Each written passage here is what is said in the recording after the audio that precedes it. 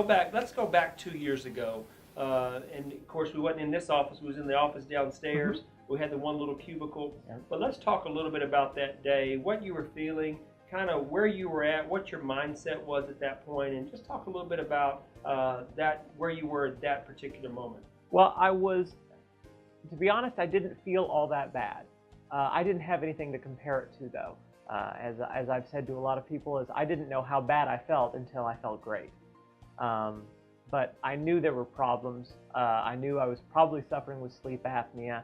I knew I was suffering with seasonal allergies really bad. I would get either bronchitis or sinus infections, things like that. Just generally, just wasn't at my peak. I had a 2-year-old son, and I knew I needed to be around for him.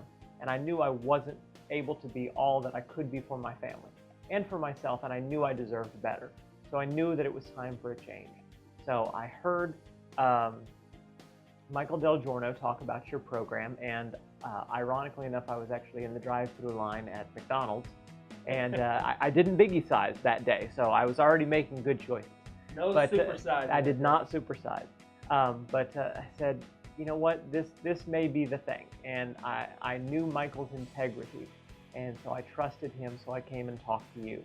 And as I was sitting out waiting for you for our meeting, I was kind of taking inventory and saying, what do I have to look forward to? And I really didn't know. It was stepping into the unknown. I figured at where I was, I probably had about 3 years before I was in any sort of body, any sort of health frame that I could consider respectable.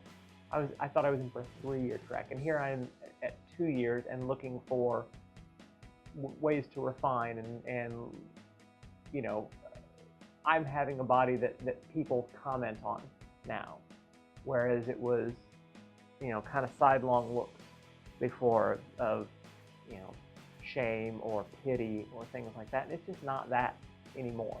I'm proud of the way I look, probably for the first time in my life that I can remember, and that's an amazing thing. And you mentioned something about stepping into the unknown.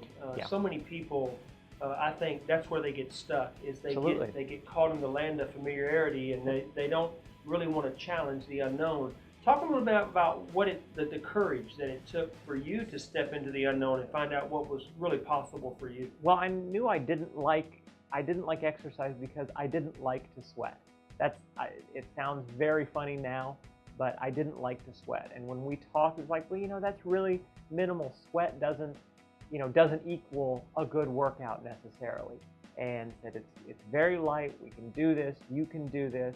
But to have the trust in you and the confidence in myself to say whatever comes down this road at that point, 3 years or so, I can handle it. I can go over it, I can go around it, or I can barrel straight through it. That's commitment.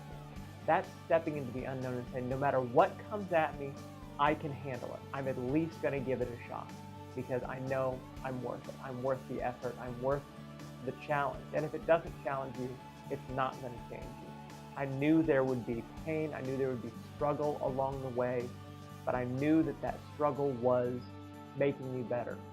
And from what you told me about the program, I knew that I was going to be getting something for my effort. That was one of my biggest fears, I suppose, was to put in all this effort and not get anything back for it. But when you talked to me about the science, when you talked to me about what I was going to do, when you talked to me about how it worked, that gave me the confidence to say, I'm going to be putting in some effort, but I'm going to be getting something on the other side.